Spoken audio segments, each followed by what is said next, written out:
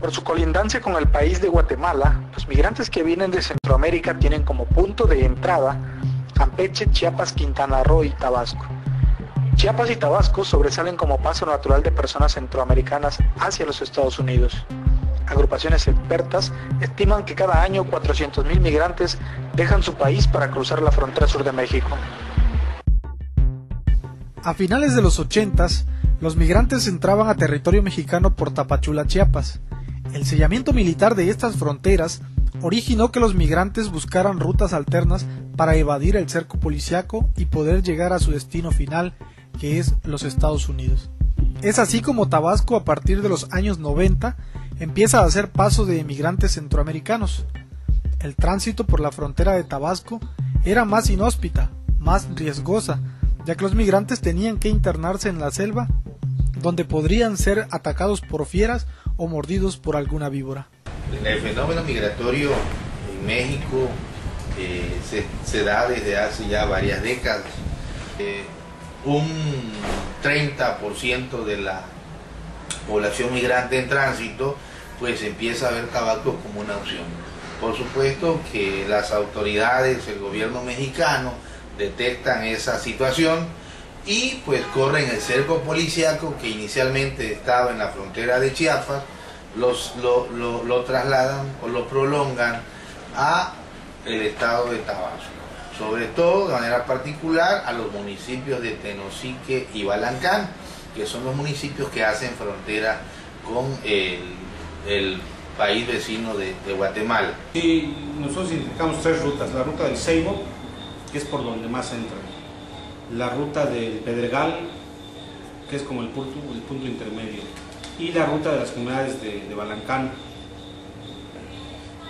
Lo hacen por allá por el tren, porque ellos quieren agarrar el tren antes de Tenosique, pero todos tienen que pasar por Tenosique, ¿no?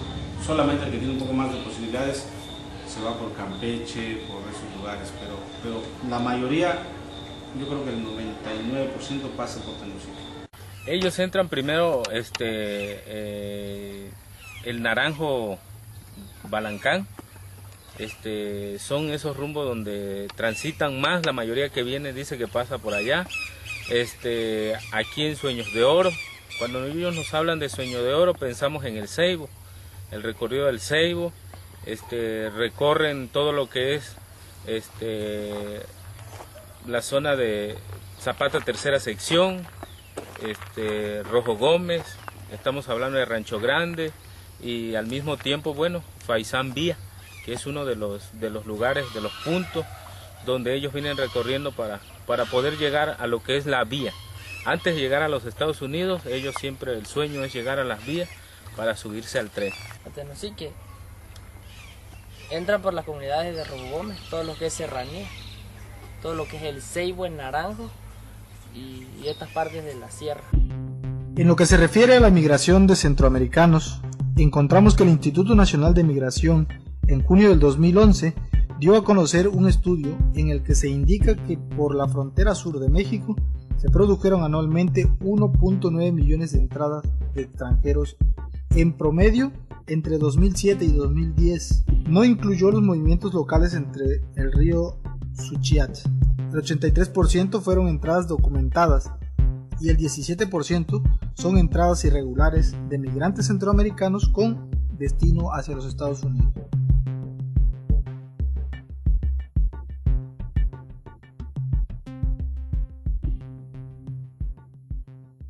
A inicios del año 2000 y bueno hasta el 2007 la presencia de migrantes centroamericanos por la frontera de Tabasco era muy considerable.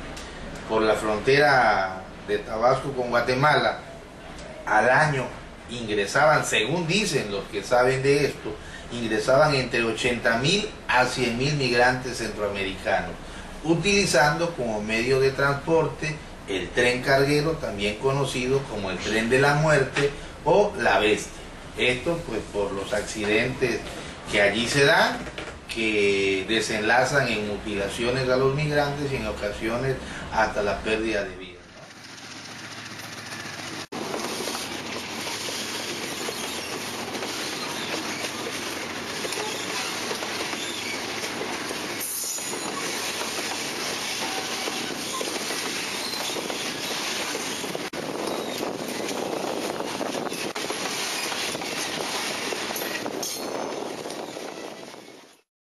estadísticas, por ejemplo en marzo, bueno, las estadísticas de diciembre, ¿no? Más o menos recuerdo. En enero pasaron muy pocas mujeres, pero las mujeres empezaron a pasar mucho más en febrero y marzo. Creo que en marzo pasaron arriba de 50 mujeres. Varias de ellas víctimas de violación sexual. En abril también pasaron muchas mujeres. Este mes de julio han pasado también bastantes. Algunas van con sus hijos menores de edad. En cuanto a niños menores de edad, púberes no pasan casi, ¿no? O vienen acompañados por su mamá o su papá. Pero adolescentes entre 13, 14, 15, 16, 17 años, hay una gran cantidad que estamos recibiendo. Y ellos vienen no acompañados por el padre o la madre.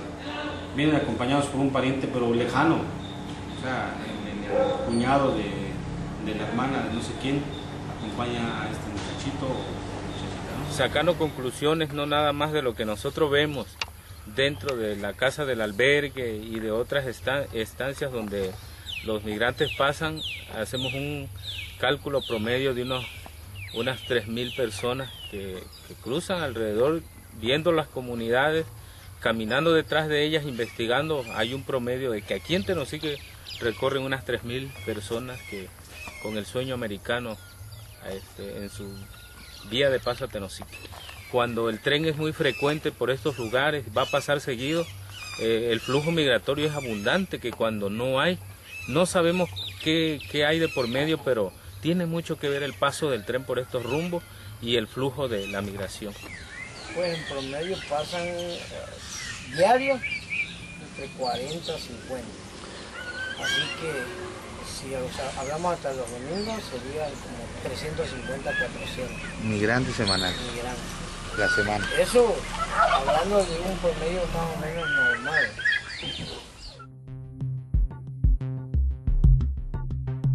Datos de la Comisión Nacional de Derechos Humanos indican que en el país hay 16 estados identificados como zonas peligrosas para los migrantes.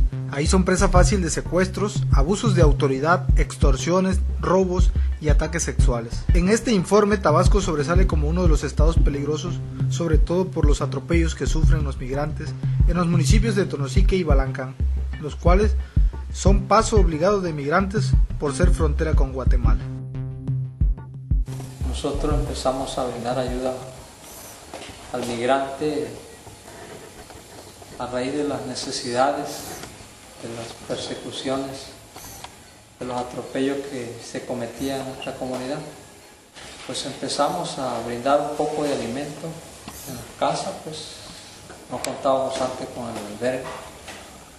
Y ahí, aunque con mucho miedo, realizábamos esta actividad porque se sabía que nos podían en cualquier rato acusarnos de polleros, eran víctimas de abusos, principalmente por las autoridades municipales, que es la que siempre hacía más, y entre ellos pues el ejército también en ese tiempo, no recuerdo exactamente el año, pero hace 75 años, que había un batallón cerca de aquí, y se venían ellos, según hacer rondines, pero era para atrapar migrantes, llevárselos, y posteriormente los migrantes a las 2 o 3 horas regresaban despojados de sus pertenencias, de las pocas cosas que tenían, y eso a nosotros nos llenaba de coraje, ¿no? de indignación, porque cómo puede ser posible que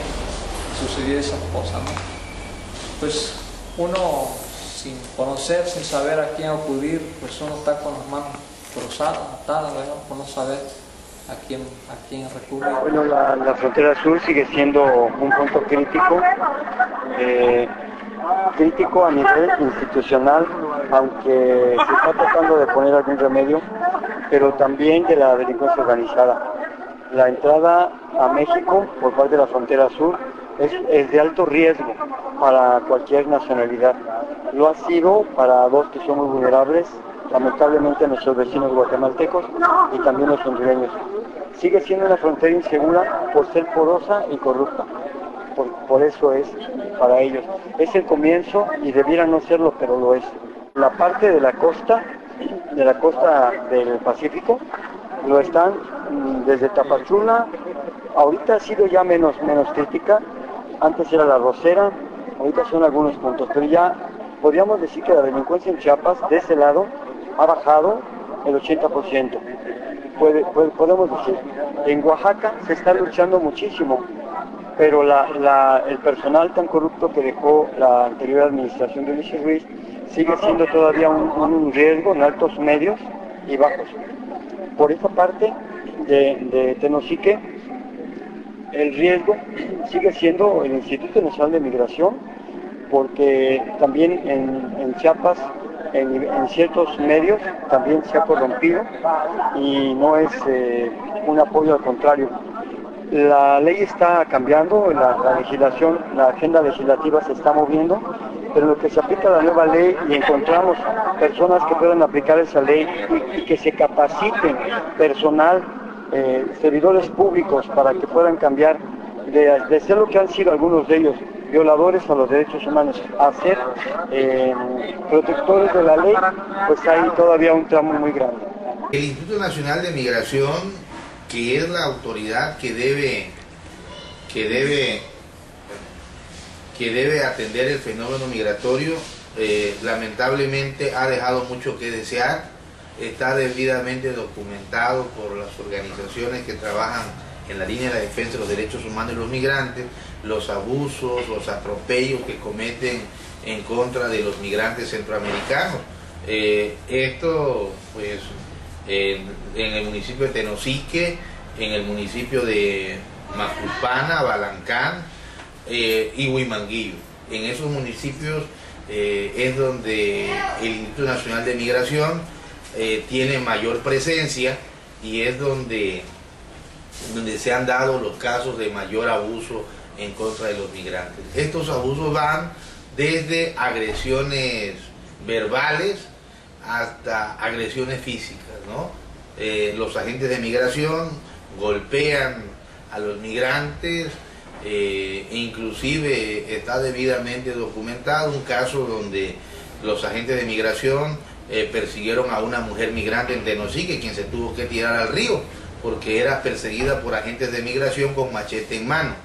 También este caso lo tenemos documentado en el CODEUTAP, el que sucedió en abril de 2009 en la comunidad de Santuario Macuspana, cuando llegan volantas del Instituto Nacional de Migración a realizar operativos y sin pedir autorización se introducen a las propiedades de las personas y al patio de la iglesia, donde detienen con lujo de violencia a un migrante que posteriormente es sometido con una macana eléctrica, a decir de los pobladores, quienes aseguran que los agentes de migración portaban una especie de macana con la que le dieron toques a este migrante hasta que se desmayó.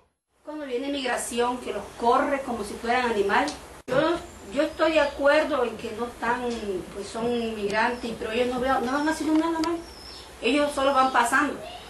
Nosotros como en la comunidad, pues todo el tiempo que tenemos esa caridad y esa fe en Dios, cuando tenemos un bocadito y ellos pasan pidiendo y tenemos, les damos. Pues cuando no hay, pues tampoco decimos ni para dónde tenemos, hermanos. Sigan adelante, un poco de agua, como quiera se les apoya. Pero lo que no nos parece es cómo los trata la migración.